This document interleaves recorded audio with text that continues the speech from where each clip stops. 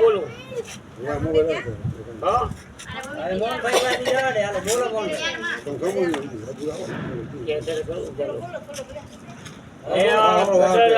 સીતારામપુરામાં છલકે છે. લગભગ 15 થી 20 વખત નગરપાલિકામાં ગયા છે, પણ નગરપાલિકા ધ્યાન આપતા નથી.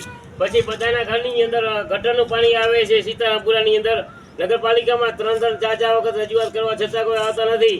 તો નગરપાલિકાની આંખો સુતેલી છે સીતારામપુરામાં. સીતારામપુરા અરમાને તે વસ્તુ છે. સીતારામપુરા શું ટેક્સ નથી આપતો? તો શા માટે સીતારામપુરામાં કામ નથી કરતા? જય હિન્દ, જય ભારત. બોલો બોલો ભાઈ, બોલો બોલો બોલો બોલો બોલો બોલો બોલો બધા લખાવો છતાં કોઈ આવતું નથી. કોઈ દાદો તો જનતાને ગટર પાણી આવે તો પીવા માટે, બધાના ઘરની અંદર ગટરનું પાણી આવે પીવા માટે. 2-3 વખત અમે રજૂઆત કરી. 2-3 વખત અબુભાઈને કીધું, અબુભાઈ પણ ધ્યાન નથી આપતા. ગટરનું પાણી પીવામાં આવે છે બધી જગ્યાએ. આખા સીતારામપુરાની અંદર પીવાનું પાણી આવે છે. જો આવે છે જો જોઈ નાલે જાય દુનિયા ઊંધી થઈ જાય. પાણી તો અડધો કલાક જ આવે છે. પાણી ક્યારે કલાક નથી.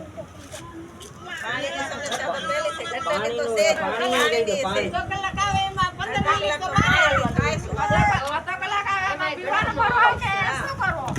એમાં રબારી છોકરો આવે તો ઈ હામો થાય. વોટ કેવા હોય ત્યારે આવે 5 મિનિટ પાણી વધારે આપવાનું છે તો હામો થાય ને પાણી વેરા લઈ લે. મોહન કાકા કને કબન અને હોટ લેવા ટાઈમે બધા રોટલા શેકવા માટે સીતારામપુરામાં આવે છે. ક્યાંયથી રહેતા હોય સીતારામ રોટલા શેકવા માટે આવે છે. ગટરનું કામ ત્યાં ગટર આડી સરકે છે. એ લોકો 20 થી 25 વખત ફરિયાદ લખેલી છે. નગરપાલિકાની અધિસૂચિ નથી આવ્યા. 2 વખત અમે જાલાને રજૂઆત કરી તો છતાં નથી આવ્યા. અને બધાના ઘરની અંદર ગટરનું પાણી આવે છે. બધા મૂકી દે.